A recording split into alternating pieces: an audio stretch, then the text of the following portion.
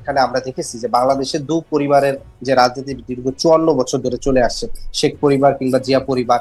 এর বাহিরে আমরা দেখেছি যে জামাত ইসলাম কিংবা জাতীয় পার্টি আলাদাভাবে একটা রাজনীতি করছে। সেই দলগুলোর ক্ষেত্রে জামাত ইসলাম যেহেতু ধর্মভিত্তিক রাজনীতি, তার একটা আলাদা রাজনীতি। জাতীয় পার্টি ফুললি একেবারে পরিবার ভিত্তিক। ফলশ্রুতিতে এনসিপি এখানে যে নিউ লিডারশিপ এবং সমন্বিত একটা লিডারশিপের যে একটা রাজনীতি, সেই রাজনীতি সংস্কৃতিটা এনসিপি নিয়ে আসে। এনসিপি আরো কিছু সংস্কৃতি পরিবর্তনের ক্ষেত্রে চেঞ্জ করার চেষ্টা করেছে, কিন্তু এখানে আমাদের এই চেষ্টাটা রাজনৈতিক সংস্কৃতি পরিবর্তনের ক্ষেত্রে শুধুমাত্র এটা এনসিপিরই দায়িত্ব না, বরঞ্চ এনসিপির পাশাপাশি এখানে বিদ্যমান যে বিএনপি আছে, আপনি জামাত বলেন, অন্যান্য দলগুলোকে একই সাথে দায়িত্ব পালন করতে হবে। আমরা এখানে দেখেছি যে 54 বছরে বাংলাদেশে যে বাংলাদেশটা আমাদের এখানকার সিভিল সোসাইটি বলেন, আমাদের এখানে এস্টাবলিশমেন্ট বলেন, রাজনীতি বলেন, সামগ্রিকভাবে বাংলাদেশটাকে এমন একটা জায়গায় আমাকে মুখোমুখি করছে।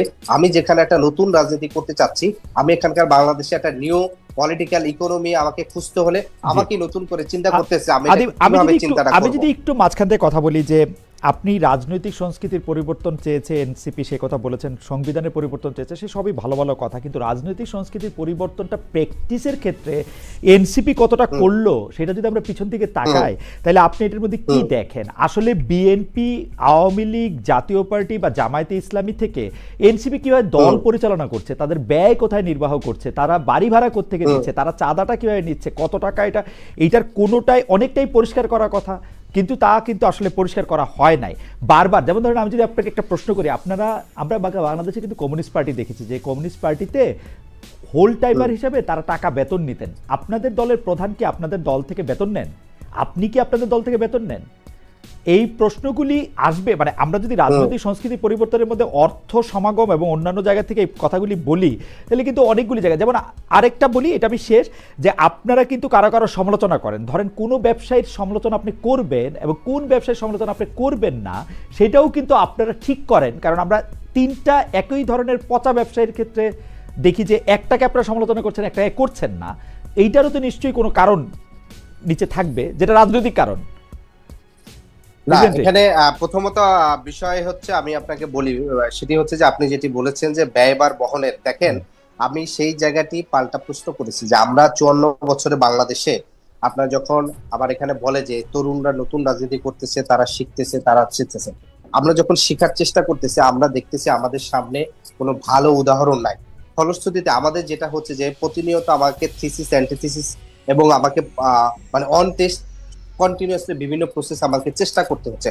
আপনি যেটি বলছেন যে আপনাদের প্রধান, দলীয় প্রধান, সে এখান থেকে খরচ নিবে কিনা, আমাদের নতুন যে খসড়া গঠনতন্ত্র হয়েছে, সেই খসড়া গঠনতন্ত্র অনুযায়ী এনসিপি শুধুমাত্র কেন্দ্র না, একেবারে উপজেলা পর্যন্ত যারা মূল সংগঠক হিসাবে 2 থেকে 3 জন যারা ফুল টাইম পার্টি করবে, তাদের জন্য এনসিপি একটা আর্থিক কাঠামো কিংবা পার্টি থেকে একটা কাঠামোর চিন্তা ভাবনা করছে। এখনো সেটি বাস্তবায়ন এখনো হয় না, আমরা মাত্র পথ চলা শুরু করছি। একই সাথে আমাকে 3টি কাজ করতে হচ্ছে। আমাকে নিয়মিত রাজনৈতিক যে বহাসগুলো হচ্ছে সেটা অংশগ্রহণ করতেছে, আমাকে দলকে শক্তিশালী করতে হচ্ছে, একই সাথে আমাকে এখানকার নিবন্ধনের জন্য নানা ফোর্সের সাথে আমাকে ফাইট করতে হচ্ছে। ফলশ্রুতিতে আমরা আমাদের যে থিসিস গুলো, আমরা যেগুলো চিন্তা করতেছি কন্টিনিউস, তাহলে আমাদেরকে এখানে আমরা এমন একটা জায়গা প্রসেসে শুরু করতে চাচ্ছি যেটার উদাহরণ আগে নাই, যেটাকে আমাকেই নতুন করে শুরু করতে হচ্ছে। আমরা এই ইসিতে নিবন্ধন করার আগে এখানে বাংলাদেশে কেউ কোনোদিন প্রতিষ্ঠান সে কোন নীতিমালার ভিত্তিতে তার প্রতীক বরাদ্দ করতেছে, সে এটা কি শুধুমাত্র ইসির যে কর্মকর্তা যে 5 জন, তার মানে ব্যক্তি ইচ্ছার উপরে একটা দলের তার হচ্ছে তালিকা কি ঠিক হবে কিনা, এটা আমি বলি এই কোশ্চেনটা আমরা করছি। জি, আমরা একটু স্পেসিফিক সাজায় নিয়ে আসি। তাহলে আপনি বললেন যে আর্থিক কাঠামোতে আসলে দলের প্রধানরা বা দলে যারা মানে অনেক বেশি সময় দিবেন, তারা টাকা নেবেন না, সেটা ঠিক করা হচ্ছে।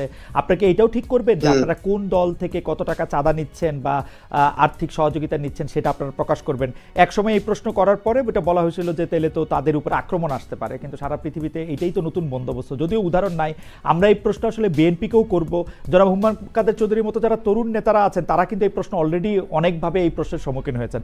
আপনারা নতুন বন্দোবস্তের কথা বলছেন, আপনারা কি এগুলি ঠিক করবেন যে আসলে এই কোন পলিটিক্যাল পার্টি কিভাবে চাঁদা নিবে এবং সেটা কিভাবে জনসমক্ষে এটা রাখবে, এগুলিও কি আপনারা ঠিক করেছেন? এখানে বিষয় যেটা হচ্ছে যে আমাদের যে পাবলিকলি আমাদের চাঁদা উত্তোলনে, চাঁদা বলতে আমাদের যে ডোনেশন যে সিস্টেম আছে, সেখানে আমাদের যারা শুভাকাঙ্ক্ষী, আমাদের দলের যারা কর্মী, তারা সরাসরি নিজেরা দিয়ে থাকেন, অনেকে নগদ দিয়ে থাকেন। একই সাথে আমাদের সেন্ট্রাল কমিটি থেকে শুরু করে আমাদের তৃণমূল পর্যন্ত, উপজেলা পর্যন্ত আমাদের যে কমিটি কাঠামো আছে, সেই কমিটির যারা দায়িত্বে আছেন, তারা তাদের ব্যক্তিগত পেশাগত জায়গা থেকে শুরু করে নিজেরা যতটুকু পারে সক্ষমতা অনুযায়ী করে থাকেন। এর পাশাপাশি শুভাকাঙ্ক্ষীরাও দিয়ে থাকে।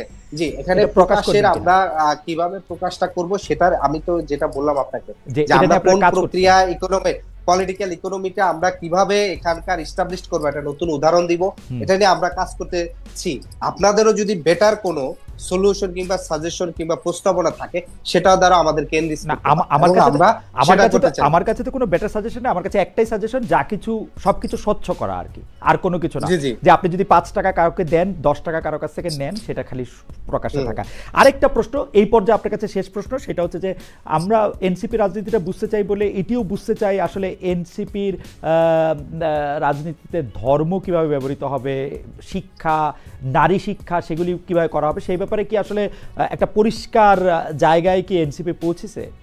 যেমন জামায়াতে ইসলামীর জায়গাটা একরকম ভাবে আমরা বুঝতে পারি, আপনি বলতেছিলেন জামায়াতে ইসলাম একটি ধর্ম ভিত্তিক দল, আপনাদের ক্ষেত্রে কি এইটা বলা হচ্ছে যে আপনারা ধর্ম ইস্যুটাকে কিভাবে ডিল করবেন, নারী বা নারীর প্রতি ব্যবহারটাকে আপনারা কিভাবে ডিল করবেন, সেটা কি পরিষ্কার হয়েছে? প্রথমত বিষয় হচ্ছে যে আমাদের এখানে এখন পর্যন্ত যে বেসিক জায়গাটা ঠিক আছে, ধর্মের ক্ষেত্রে, শুধু ধর্মের ক্ষেত্রে আমরা যে বিষয়টা বলছি, বাংলাদেশের মানুষের, নাগরিকদের যে এখানকার ধর্মীয় বিশ্বাস এবং ধর্মীয় মূল্যবোধ আছে, এবং এখানকার জনগোষ্ঠীর যে সাংস্কৃতিক মূল্যবোধ এবং বিশ্বাস ঐতিহ্য আছে, সেটার সাথে সাংঘর্ষিক কোনো কিছুই হচ্ছে এনসিপি কোনো জনগোষ্ঠীর উপর চাপিয়ে দেওয়া কিংবা তার এজেন্ডার ভিতরে চাপিয়ে দেওয়া, সেই চেষ্টাটা এনসিপি করবে না।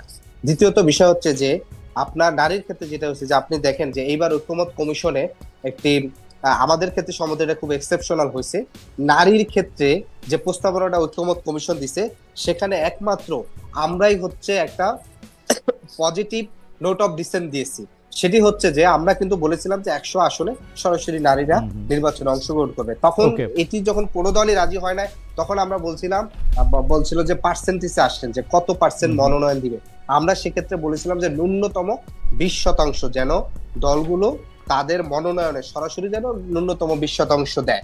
আপনি দেখছেন যে ইতিমধ্যে জাতীয়তাবাদী দল তাদের 238 জনের দিচ্ছে, সেখানে মাত্র 10 জন, তার ভিতরে বেগম খালেদা জিয়া বাদে বাকি থাকে 7 জন।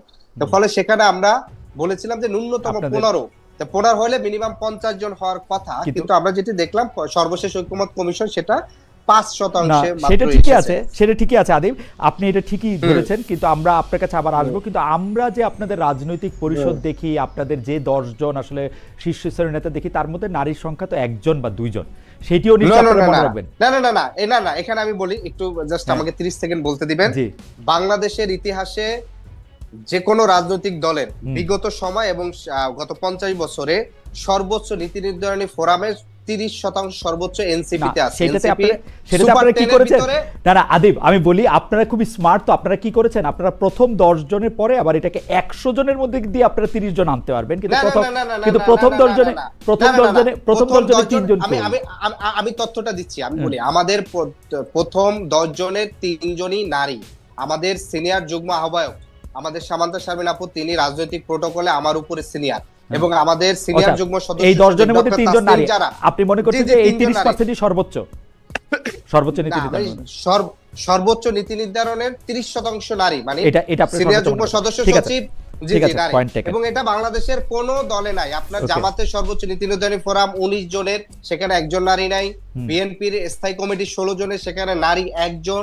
আপনি গণসংহতি আন্দোলনের 7 জনের 1 জন।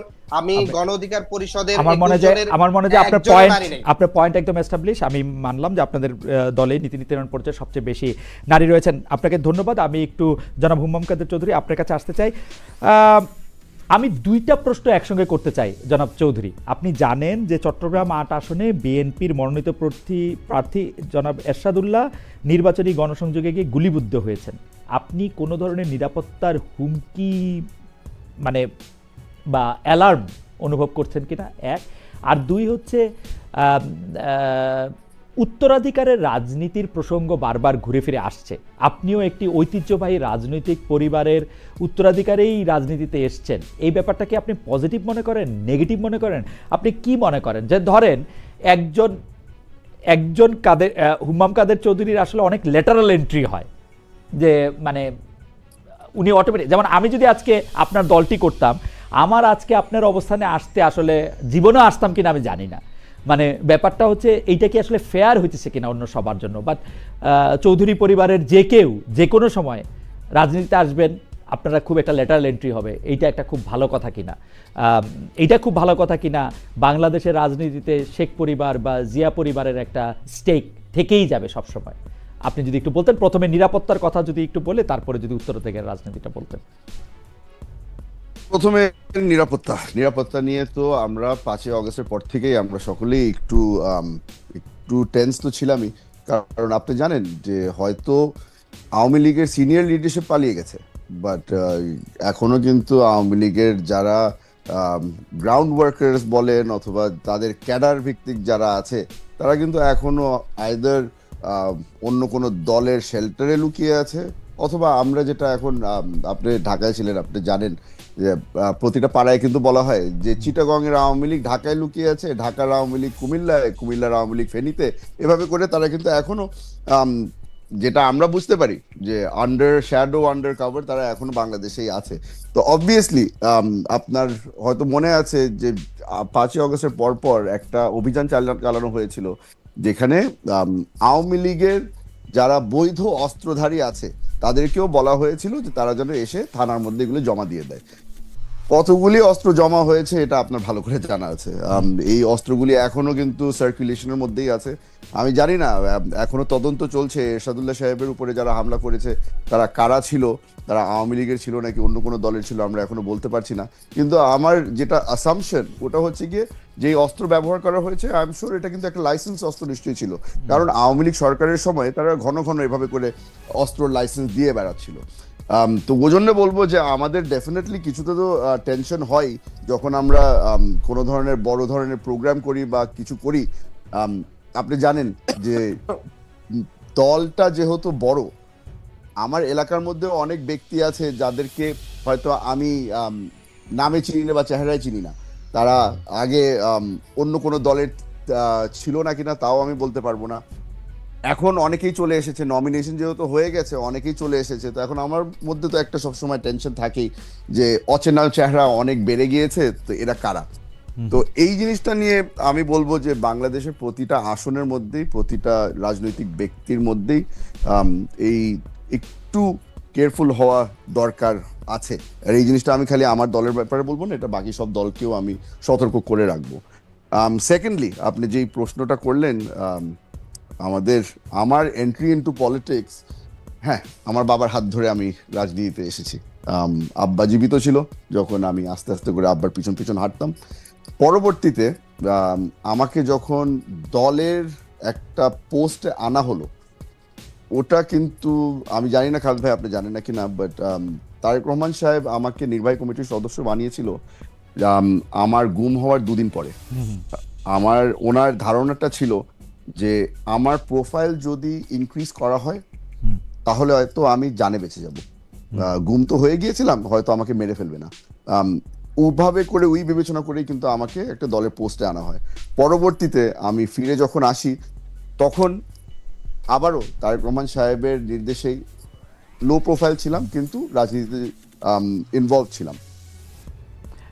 হয়তো আপনার মনে আছে একটা স্লোগান দেওয়ার কারণে আমার প্রোফাইলটা অনেক হাই হয়ে গিয়েছিল, এবং এগুলা বিবেচনা করে কিন্তু আমাকে এখন নমিনেশন দেওয়া হয়েছে। তো আমার মনে হয় না যে, হ্যাঁ, কিছুটা তো সিম্পলিফাই হয়েছে, হয়তো বাবার নামের কারণে আমার পরিচয়টা হাইলাইট বেশি হতো, তবে সবার জন্য কিন্তু একই রকম না। যারা যারা অন্যান্য রাজনৈতিক ব্যক্তিরাও আছে যারা হয়তো পলিটিক্যাল ব্যাকগ্রাউন্ডের থেকে আসে, তাদের জন্য কিন্তু সিচুয়েশন আরো ডিফিকাল্ট ছিল। আমার সিচুয়েশনটা আমি বলবো যে ওয়াজ সিম্পলার। ওকে মিস্টার চৌধুরী, আমার কাছে এইটা একটু জানতে ইচ্ছা করে যে রাজনীতিটা আপনার কাছে কি? এটা কি একটা প্রফেশন, এটা কি একটা প্যাশন, এটা কি আপনি একটা উত্তরাধিকার, একটা টর্চ বিয়ারার হিসেবে আপনি নিজেরে মনে করেন? মানে রাজনীতি আপনার কাছে আসলে কি মানে তৈরি করে? আপনি যেমন ইটস আ কমপ্লিট মিক্স। আমি আপনাকে বলতে পারি যে আমি কিন্তু again একটু পার্সোনাল জায়গায় চলে যাচ্ছি, কিন্তু আমার বড় ভাই কিন্তু ইজ এ বিজনেসম্যান। আমার বড় ভাই সবসময় আমার ফ্যামিলির মধ্যে সবাই মনে করতো যে eldest in the family politics করবে,